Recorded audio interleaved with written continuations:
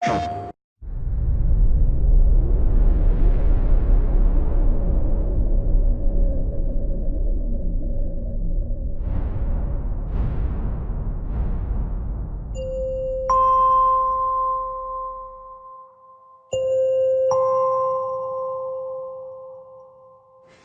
don't have the camera crew here all the time. Boom mic! Oh, I didn't even know it's the boom mic! I don't want us to have a shallow story, but I want us to have a story that we know we can really execute and deliver.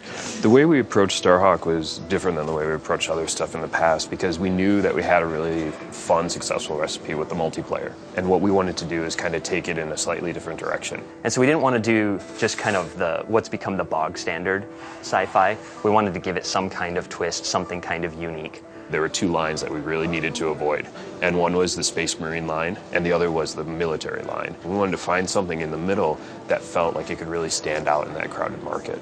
And we ended up settling on Western because that seemed like an interesting mix of two genres.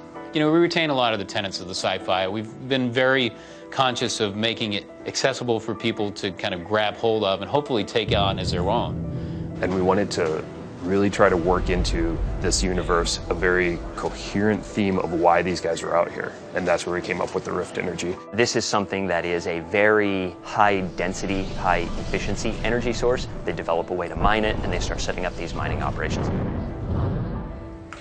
More and more people made the rush out to the frontier to try to seek fame and fortune. Unfortunately, life as a Rifter was fraught with peril and a lot less fame and a lot less fortune. It's only then that we discover that Rift energy has that little dark side. If a human is directly exposed to it, it induces this transformation and they mutate. The Rift energy permeates their body, their mind, and they end up becoming enraged, hell-bent to protect the Rifts from the Rifters. And that's one of the factions in our game, the Outcasts. And they form these roaming war bands that go from corner to corner in the frontier, all the distant colonies. And that's the backdrop against which our hero shows up.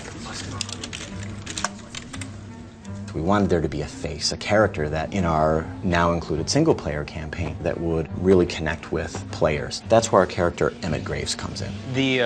What was the question? The story that we're trying to tell is a smaller story set in a very vast universe. It's really a personal story about where our guy comes from and why is he the way he is.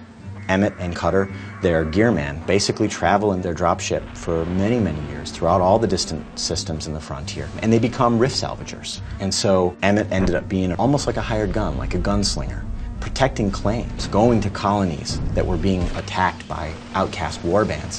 Heads up, you have a group of pissed off scabs coming down at the spires. And so Emmett and Cutter take their rift salvaging operation to protect White Sands, a small colony on the distant moon of Dust, from an outcast warband.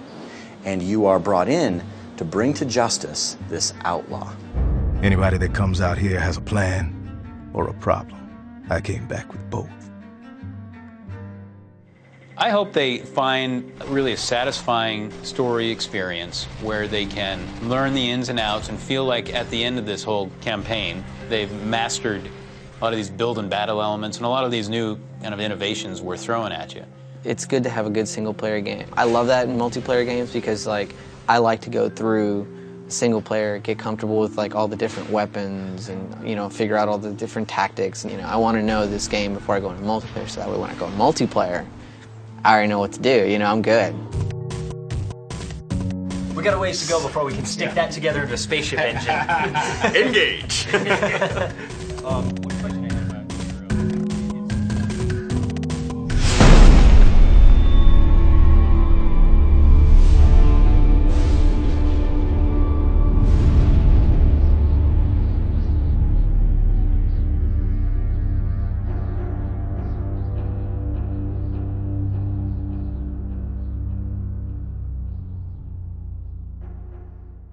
PlayStation